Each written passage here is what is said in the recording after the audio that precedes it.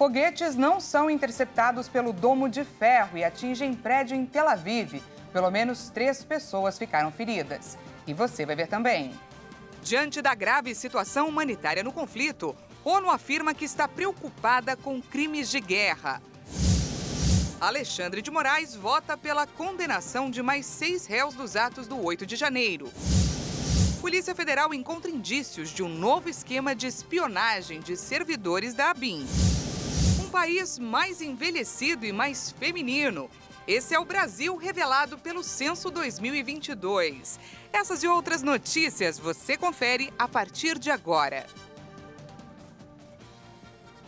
Olá, boa tarde, seja muito bem-vindo. Nós estamos ao vivo, 1h03 pelo horário de Brasília. E vamos juntos então conferir o que é notícia no Brasil e no mundo nessa sexta-feira.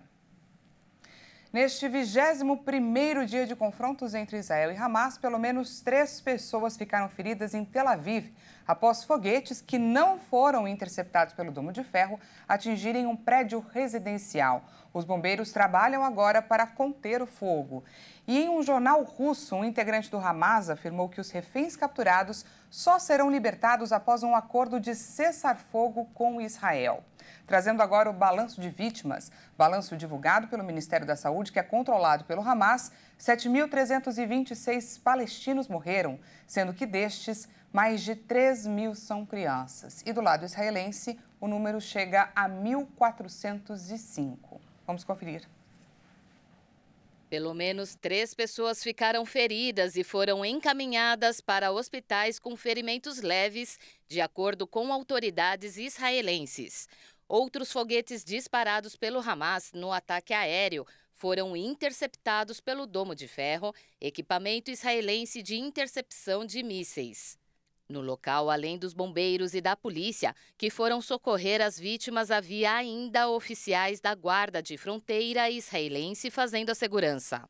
A orientação da Defesa Civil é de que não haja aglomerações em torno do local atacado, para evitar que, em caso de novos disparos, novas vítimas sejam atingidas.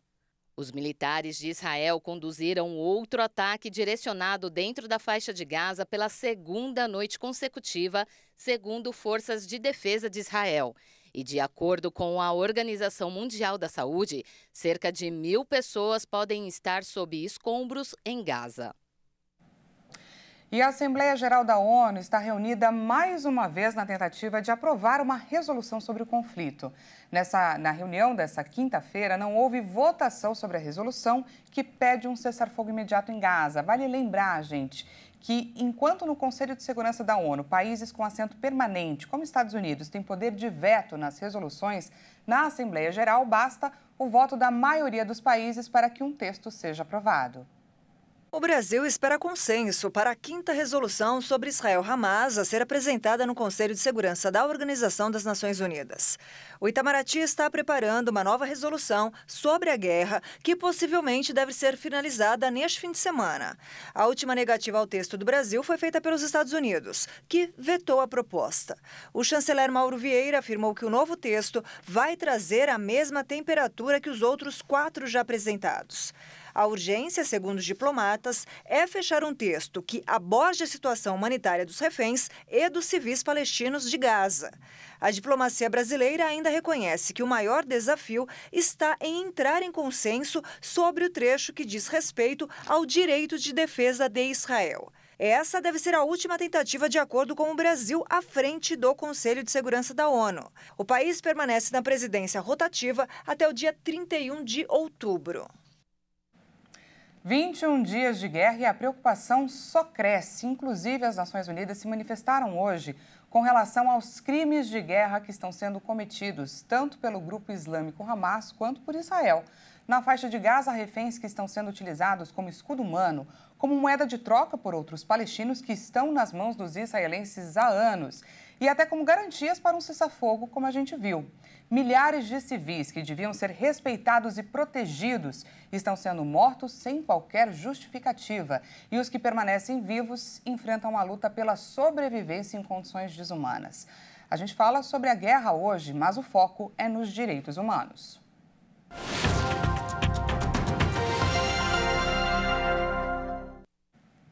Para falar sobre o assunto, eu converso agora com Matheus Silveira, que é professor de Direito Internacional e Direitos Humanos. Seja bem-vindo, professor.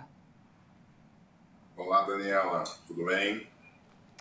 Tudo ótimo, professor. Primeiro, comece explicando para a gente o que é crime de guerra. Gostaria, professor, que você explicasse melhor sobre a importância da Convenção de Genebra de 1949. Afinal, até numa guerra há regras.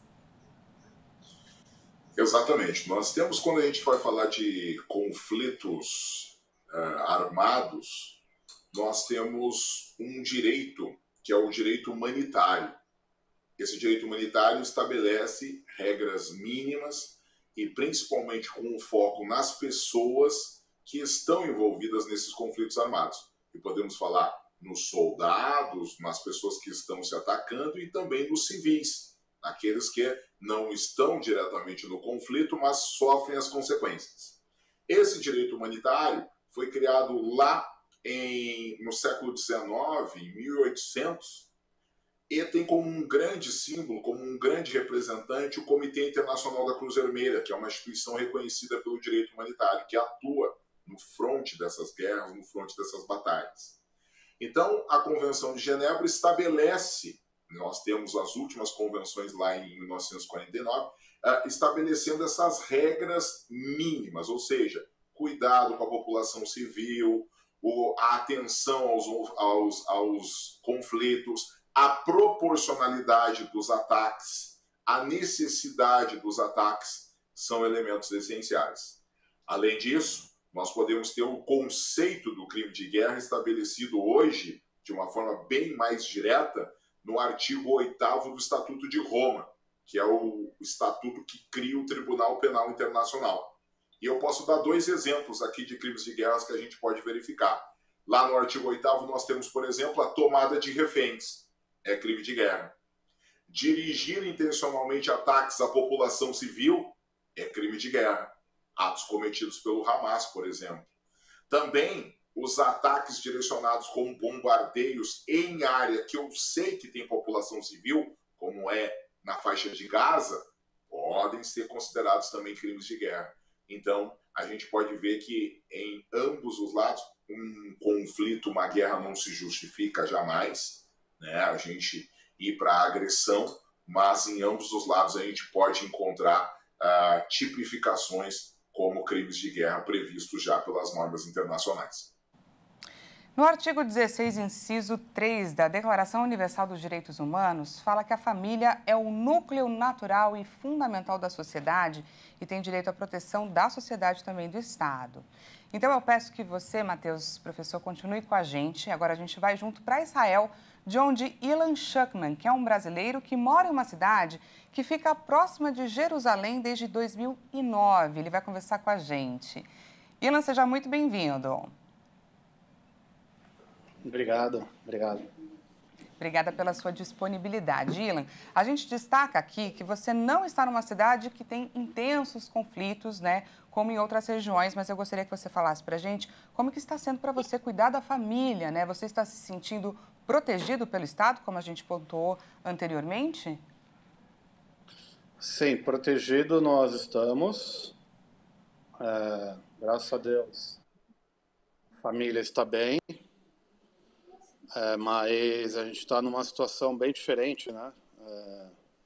A escola, né, que dá, vamos dizer, a rotina da semana, a gente está sem escola todos os dias. Então, a rotina está um pouco diferente. Eu também estou sem trabalho devido à guerra. Mas a questão de segurança nessa região está bem mais calma, né?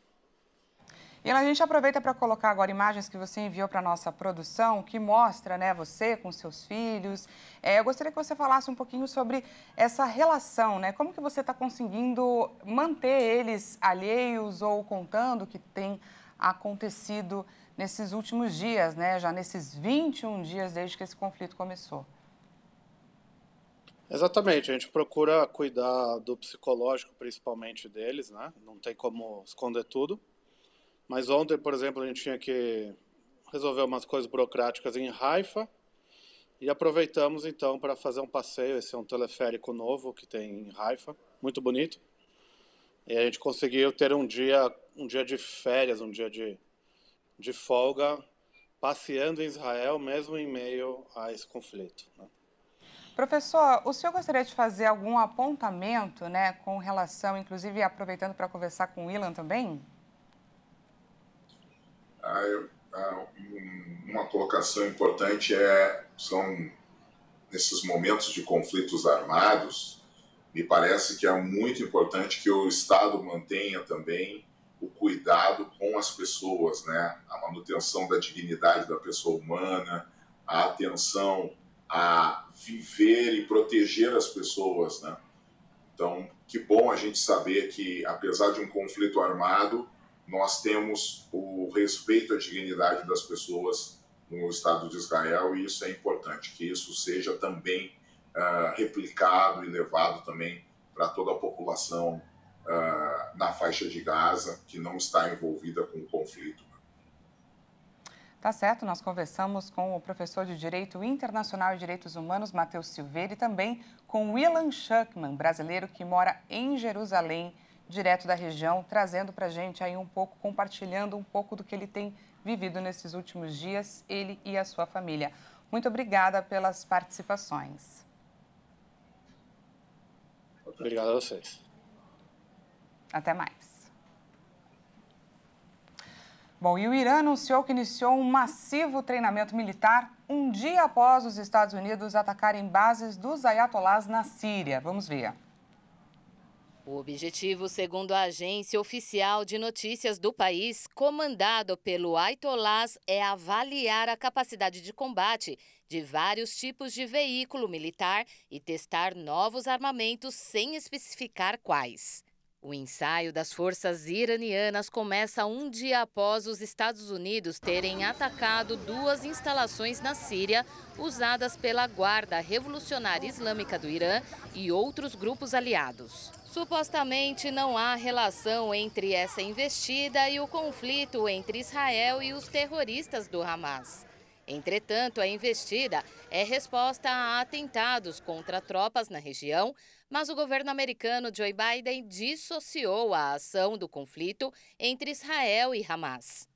De acordo com a defesa dos Estados Unidos, os ataques de precisão de autodefesa são uma resposta a uma série de investidas contínuas, em sua maioria sem sucesso, contra as forças dos Estados Unidos no Iraque e a Síria, realizadas por grupos de milícias apoiados pelo Irã e que tiveram início em 17 de outubro. E veja a seguir, Polícia Federal encontra indícios de um novo esquema de espionagem de servidores da ABIN. E a gente traz também revelações do censo 2022. Um Brasil mais envelhecido e mais feminino. A gente volta já já.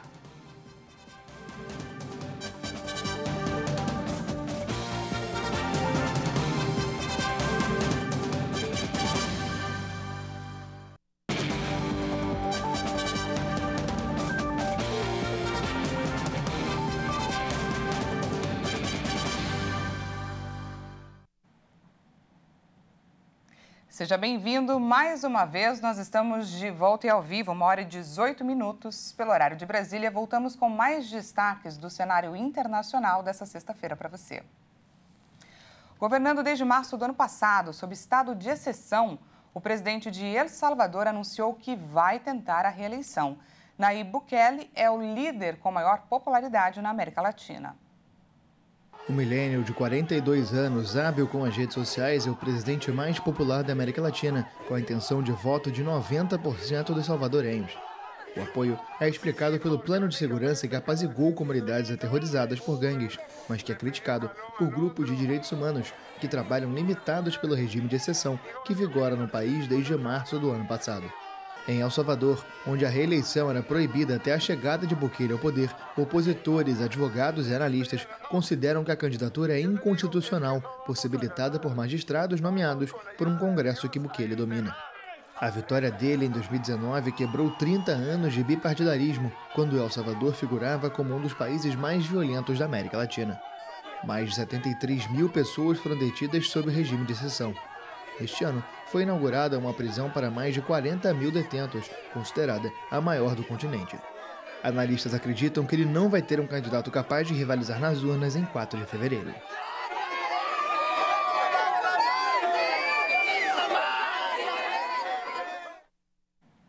A polícia cercou na noite dessa quinta-feira a casa de um familiar do homem que abriu fogo em um boliche e depois em um restaurante no estado do Maine, nos Estados Unidos. Pelo menos 18 pessoas morreram nos ataques. Os crimes foram cometidos na cidade de Lewiston. Uma extensa área da cidade permanece bloqueada, enquanto prosseguem as buscas pelo suspeito identificado como Robert Card, de 40 anos. As autoridades ergueram bloqueios em meio a uma ordem de fechamento de escolas e comércios, ao mesmo tempo em que recomendaram às pessoas que permaneçam em suas casas. A governadora do estado do Maine, Janet Mills, disse que o suspeito está armado e é perigoso. Centenas de policiais em uniforme camuflado ao estilo militar, assim como agentes do FBI, a Polícia Federal Americana, cercam a área de buscas. E agora te convido a olhar para o nosso Brasil. Vamos com os destaques nacionais. A Polícia Federal encontrou indícios de um novo esquema de espionagem de servidores da ABIN. As investigações apontam que a estrutura da agência era usada para a invasão em computadores. A suspeita é que um programa de invasão de computadores teria sido usado por servidores da Agência Brasileira de Inteligência para acessar todo o conteúdo privado dos computadores dos alvos, em um novo esquema de espionagem. Os investigadores encontraram os softwares nos equipamentos apreendidos na Operação Última Milha, deflagrada na semana passada para apurar os servidores da ABIN suspeitos de rastrear celular sem autorização judicial. Segundo a Polícia Federal, o ingresso ilegal nos computadores acontecia por meio do disparo de um e-mail, de uma mensagem de texto ou até mesmo por acesso físico à máquina, como ao conectar um pendrive. A polícia não informou o número de computadores infectados e espionados. A investigação segue sob sigilo. O primeiro esquema revelado pela PF aponta que os servidores da ABIN teriam realizado cerca de 33 mil acessos em relação a aparelhos telefônicos de ministros do Supremo Tribunal Federal, de jornalistas, servidores públicos, políticos e outros. A PF cumpriu 25 mandados de busca e apreensão e 2 prisões preventivas em São Paulo, Santa Catarina, Paraná, Goiás e também no Distrito Federal. A ferramenta utilizada para acessar o sistema de georreferenciação de alvos foi adquirida pelo ex-presidente Michel Temer em dezembro de 2018 para ter acesso à localização de criminosos. O ministro do Supremo Tribunal Federal, Alexandre de Moraes, votou para condenar mais 6 réus pelos atos de radicais do 8 de janeiro. As ações vão ser julgadas virtualmente até o dia 7 de novembro. Por meio do sistema eletrônico do STF, os ministros julgam mais 6 acusados de terem praticado atos extremistas do 8 de janeiro em Brasília. O ministro Alexandre de Moraes votou pela condenação dos acusados pela Procuradoria-Geral da República com penas de 14 a 17 anos de prisão. As votações serão analisadas no plenário virtual até o dia 7 de novembro. Em julgamento virtual, não há discussão sobre as decisões. Se há um pedido de vista, o julgamento é suspenso. Já quando ocorre um pedido de destaque, a decisão é levada ao plenário físico da Corte. Em setembro, o Supremo condenou os primeiros 3 réus pela invasão e depredação da sede dos 3 poderes a cumprir penas de 14 a 17 anos de prisão em regime inicial fechado. Segundo o Supremo, a Corte analisa e julga cada ação penal de forma individual. Até o momento, já foram julgadas 20 ações penais e, além disso, o Supremo recebeu 1.345 denúncias contra os indivíduos. O levantamento do Censo Demográfico de 2022 mostrou que o Brasil tem 6 milhões de mulheres a mais do que os homens. Até a década de 20, a população masculina superava a feminina. Vamos ver. A população brasileira é formada por 104 milhões e meio de mulheres e 98 milhões e meio de homens. Segundo dados do censo do IBGE, a diferença estimada em 6 milhões de habitantes é 52,6% maior do que a apurada em 2010, quando o Brasil tinha 3 milhões e 900 mil residentes a mais do sexo feminino. A evolução confirma a tendência observada desde o censo de 1940, quando a população feminina já superava a masculina. O relatório anterior, coletado em 1920, mostrava que existiam 250 mil homens a mais do que mulheres no Brasil. Com os aumentos, é possível também identificar que a diferença disparou 1.152% desde 1970, ao passar de 480 mil para os atuais 6 milhões e 15 mil. Na época, o país era habitado por 46 milhões e 800 mil mulheres e 46 milhões e 300 mil homens. De acordo com o censo, todas as grandes regiões mantêm a tendência de redução no número de homens ao longo dos anos. Mas o norte do país apresentou em 2022, pela primeira vez, uma população masculina menor do que a feminina. Já o sudeste se manteve com a menor proporção desde o ano 2000. Ainda segundo o IBGE, a análise mostra a maior proporção de homens desde o nascimento até os 19 anos, mas diminui com a idade devido às mortes por causas externas. A partir do grupo etário de 25 a 29 anos, a população feminina se torna majoritária em todas as regiões. Hoje eu finalizo essa edição com um dos lugares mais secos do mundo, o deserto do Namíbia. Pois é, ele fica na costa atlântica, na região do sudoeste da África. Você acompanha agora imagens ao vivo de antílopes africanos. Uma rápida curiosidade, esses mamíferos que se parecem com vacas, com bois, são chamados também de oryx do cabo. Pois é, a musculatura dessa raça é tão poderosa que eles conseguem atingir entre 70 e 100 km por hora para fugir dos predadores.